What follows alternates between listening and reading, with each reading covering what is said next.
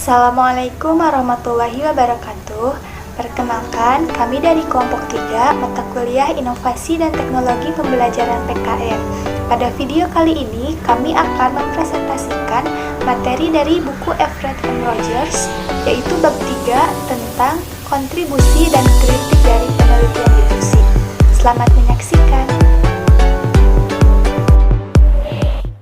Assalamualaikum warahmatullahi wabarakatuh. Saya Aditya Riana dengan NIM 1803790. Di sini saya akan menjelaskan sedikit tentang kontribusi and status difusi penelitian untuk meninjau kritik pertama dan kekurangan dari penelitian difusi dan untuk titik arah bagi perbaikan masa depan kelemahan saat studi difusi.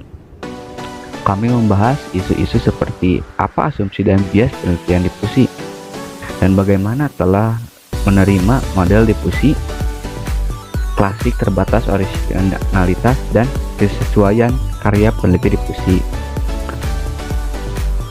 Penelitian difusi dan demikian telah mencapai posisi terkemuka ke sarjana akademis sejak Pliengel dan Clifton penilaian.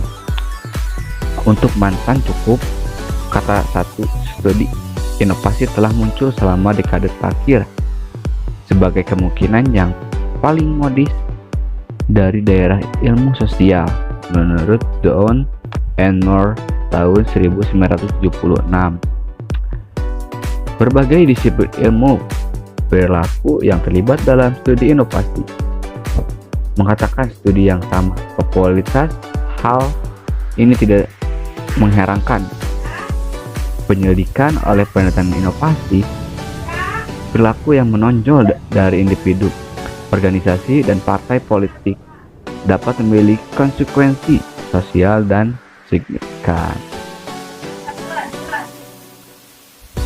Apa daya tarik penelitian difusi untuk sarjana? Untuk sponsor dari penelitian tersebut, pertama,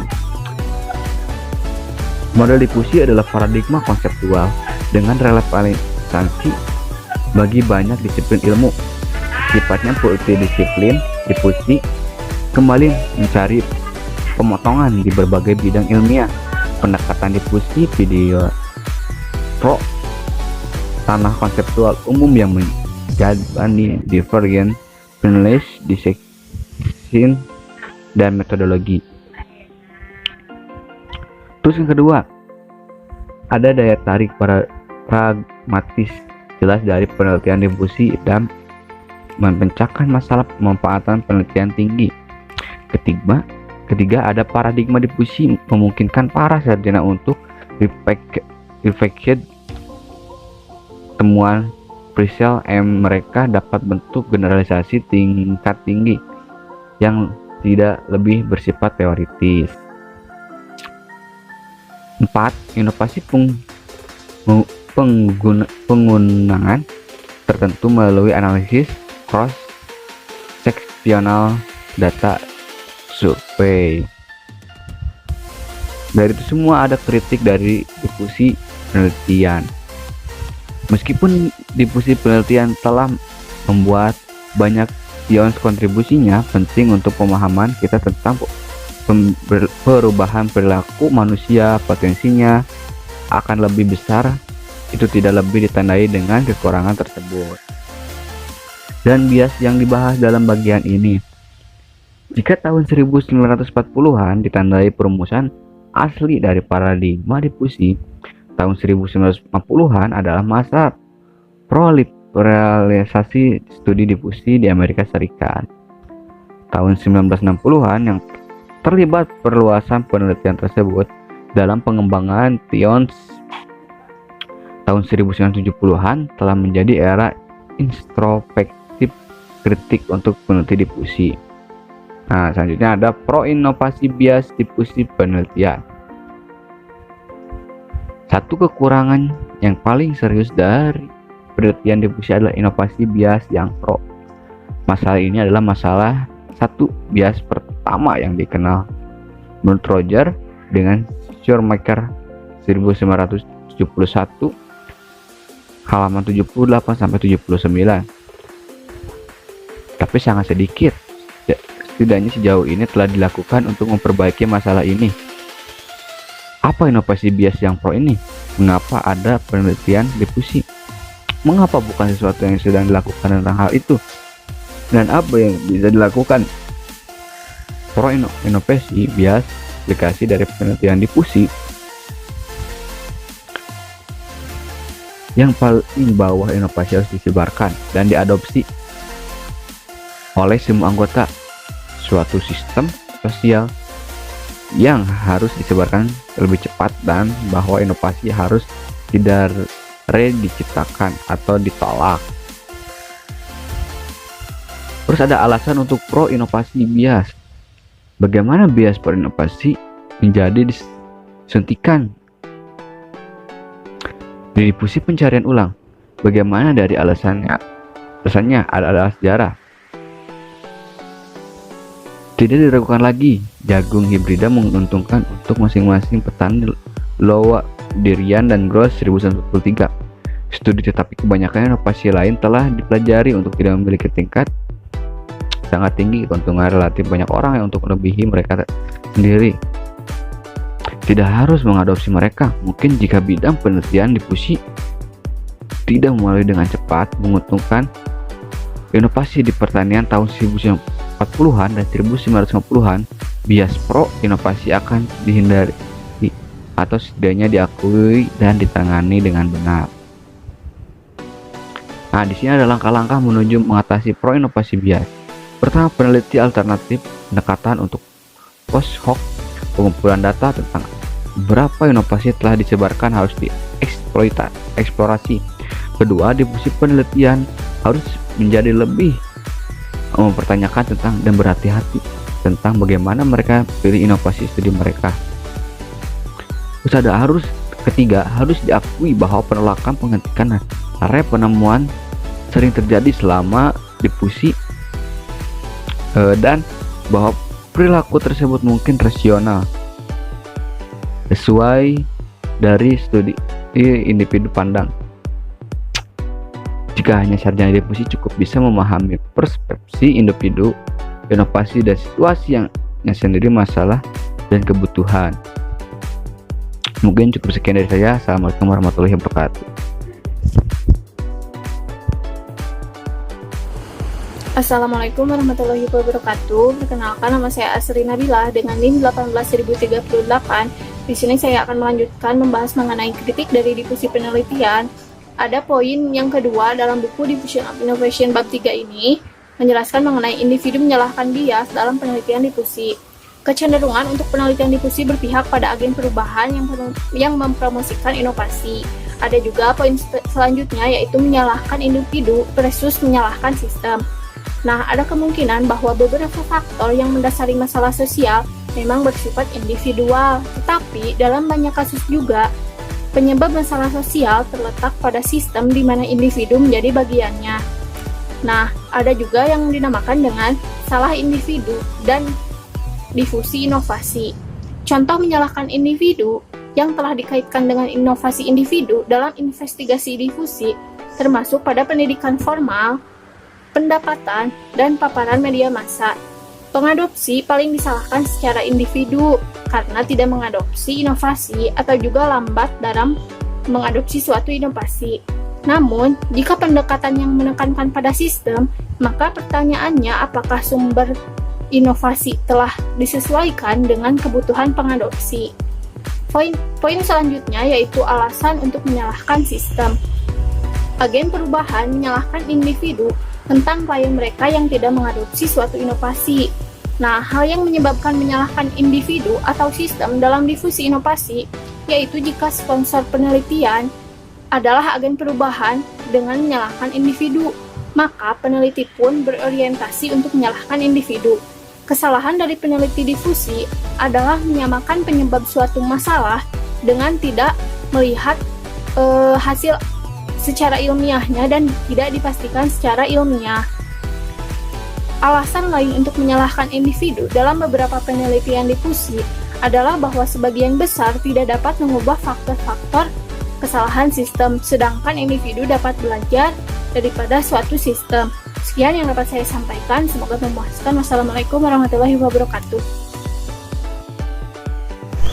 Perkenalkan, nama saya Azia Najihatul Kamilah dengan NIM 1800763. Di sini saya akan melanjutkan pematerian mengenai kritik dari penelitian difusi. Adapun kritik yang ketiga dari penelitian difusi adalah masalah dalam penarikan kembali penelitian difusi. Menurut definisi, suatu inovasi berdifusi sepanjang waktu. Mungkin tampak masalah yang cukup sederhana untuk mendapatkan data dari responden tentang waktu di mana mereka memutuskan untuk mengadopsi suatu inovasi. Namun, dalam hal ini seringkali terjadi ketidakakuratan responden dalam mengingat proses adopsi inovasi. Yang pertama, ada masalah dalam mengukur waktu adopsi. Salah satu kelemahan dari penelitian difusi adalah ketergantungannya pada data penarikan kembali dari responden hingga tanggal adopsi ide baru mereka. Pada dasarnya, responden diminta untuk menoleh ke belakang dan merekonstruksi sejarah pengalaman inovasi masa lalunya. Adapun menurut Menzel 1957, kemampuan melihat ke belakang ini jelas tidak sepenuhnya akurat untuk responden biasa. Selanjutnya, masalah yang kedua yaitu masalah dalam menentukan sebab akibat. Masalah dalam pengukuran waktu adopsi pun dapat menimbulkan masalah dalam menentukan sebab akibat proses adopsi inovasi. Masalahnya di sini adalah bahwa data yang didapat dari hasil survei tidak dapat menjawab pertanyaan mengapa suatu inovasi dapat diadopsi. Di sini direkomendasikan agar lebih banyak menggunakan eksperimen lapangan dalam penelitian difusi untuk membantu menghindari masalah penarikan responden dan untuk mengevaluasi keberangkatan kebijakan dari kebijakan difusi saat ini. Dan selanjutnya ada alternatif untuk survei difusi. Teknik pengumpulan data ilmu sosial seperti wawancara pribadi tidak berfungsi dengan baik ketika peneliti meminta responden untuk mengingat kembali keadaan pikiran sebelumnya selama periode waktu yang lama. Maka pada bagian ini akan dibahas berbagai strategi penelitian yang dapat digunakan untuk meminimalkan keseriusan masalah penarikan responden dalam survei difusi. Yang pertama, pilihlah inovasi untuk studi yang baru-baru ini menyebar cepat dan menonjol bagi pengadopsi. Yang kedua, kumpulkan data tentang waktu adopsi responden dari sumber alternatif seperti catatan arsip. Dan yang ketiga, berhati-hatilah dari pertanyaan survei dan wawancara sehingga memaksimalkan memperoleh data penarikan yang sevalid mungkin. Kritik terhadap penelitian difusi yang selanjutnya adalah masalah kesetaraan dalam difusi inovasi. Para peneliti difusi tidak terlalu memperhatikan akibat dari inovasi. Salah satunya adalah bagaimana cara mendistribusikan manfaat sosial ekonomi dari sebuah inovasi dalam sistem atau struktur sosial. Sekian yang dapat saya sampaikan, selanjutnya akan dijelaskan oleh rekan saya. Terima kasih. Ya, saya akan menjelaskan tentang struktur sosial dan difusi. Dalam struktur sosial pasti selalu ada yang di bawah dan di atas gitu, yang berkuasa dan yang disuruh. Dalam struktur sosial ini terkadang orang-orang elit atau mayoritas yang berkuasa dalam media gitu, mereka kurang membimbing orang-orang yang tidak mampu. Di sini menurut Bergoit 1974, konten media terutama dikhususkan untuk hiburan dan iklan, konten yang mungkin sebenarnya menentang pengembangan terutama pedesaan. Hal tersebut digunakan untuk meningkatkan produksi konsumen perkotaan. Jadi di sini mereka menggunakan iklan untuk membuat tingkat produksi di perkotaan naik gitu daripada di pedesaan. Sedangkan di pedesaan sendiri itu mereka juga bisa membuat hal seperti itu gitu, dan tidak perlu membeli produk-produk dari kota. Sebenarnya dari pedesaan juga bisa gitu. Lalu selanjutnya di sini ada kesenjangan dan difusi sosial ekonomi. Dalam kesenjangan inovasi terkadang seseorang yang lebih tinggi status ekonominya, mereka memiliki lebih banyak komunikasi massal. Mereka cenderung paling inovatif dalam mengadopsi teknologi, tetapi mayoritas yang memiliki ekonomi rendah akan sulit membuat atau mengadopsi teknologi untuk mengembangkan hidupnya. Gitu. Di sini rata-rata dalam mengembangkan inovasi tersendiri, cenderung orang yang lebih tinggi status ekonominya mereka akan lebih lepas dalam mengadopsi berbagai teknologi gitu untuk mengembangkan produksi mereka. Contohnya misalkan seseorang yang memiliki lahan besar, mereka pasti akan cenderung membuat alat untuk meningkatkan produksi mereka karena mereka mempunyai lahan besar sendiri, dan mereka pasti dalam strata sosial koneksi mereka sangat tinggi untuk menciptakan teknologi yang baru. Sedangkan mayoritas orang miskin atau ekonomi rendah di sini mereka pasti akan kesulitan karena dalam biaya sendiri untuk mengadopsi teknologi mereka akan kesusahan. Itu saja yang dapat saya sampaikan. Apabila banyak salah-salah kata gitu, mohon maaf. Terima kasih.